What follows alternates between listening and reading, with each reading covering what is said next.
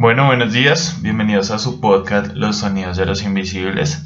Hoy iniciamos con música de Silva y Villalba llamada Vivirás mi Tolima y vamos con el podcast. Al son de bambucos, la alegría popular, sea más grande que tu llano, bajo el sol del espiral.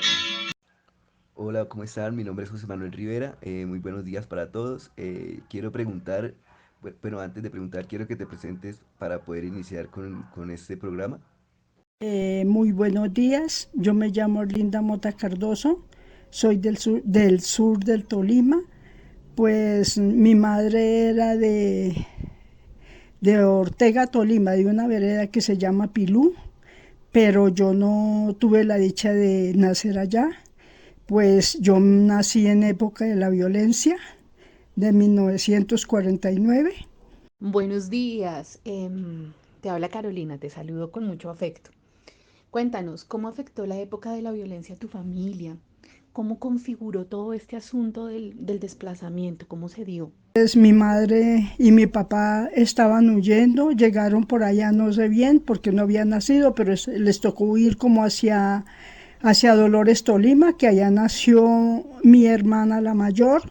Ellos siguieron huyendo, se fueron como otra vez para la vereda de mi madre, que es Pilú, y pues yo nací en San Antonio, Tolima, en una hacienda que se llamaba El Jardín, que mi madre pues allá llegó, le dieron trabajo allá a mi mamá y a mi papá. Entonces pues yo nací en San Antonio, Tolima, más yo me siento ser de Ortega, ser de Pilú, pues allá fueron las circunstancias las que me llevaron a nacer allá, ¿no? De todas maneras, pues fue un sufrimiento muy terrible.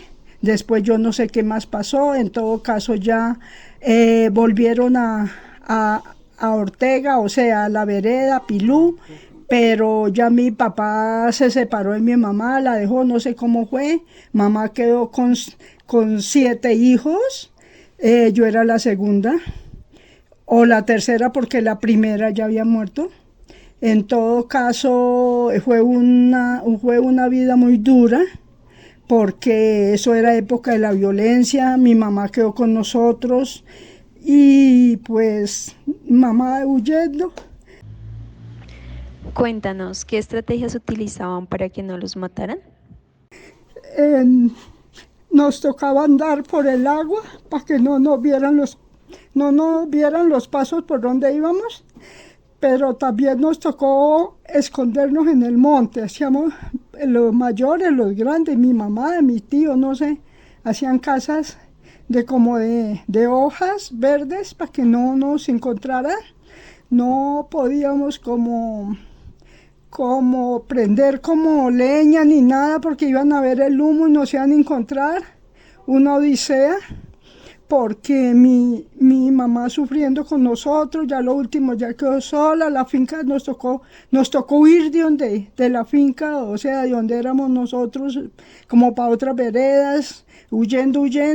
Una hermana que se llamaba Ana Rosa, ella murió porque pues a causa del hambre y se llenaba uno como de lombrices, todo, huyendo. Ella quedó por allá en otra vereda por allá distinta a la de nuestra, y pues le pusieron mi vestidito de confirmación y le envolvieron en una sábana. Por allá quedó, yo no sé dónde estará mi hermana, y seguimos huyendo. Después volvimos como a la montaña y murió otro hermano que se llamaba Luis Alfredo. Y ese también quedó por allá en un hueco, y así el sufrimiento fue muy terrible. Es una cosa es contarla y otra cosa es vivirla. Y pues sí, así ha sido la lucha terrible.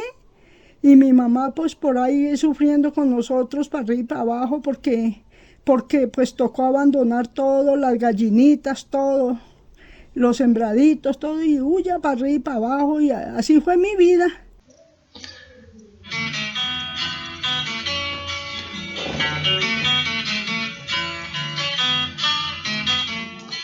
Bueno, y como terminamos este podcast, te agradecemos por estar en nuestro programa.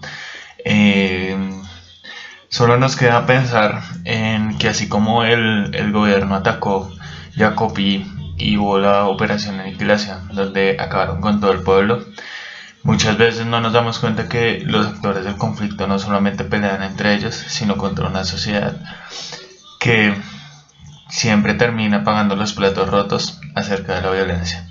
Te agradecemos por estar y nos vemos en otro episodio. Gracias. Vivirás mi Tolima.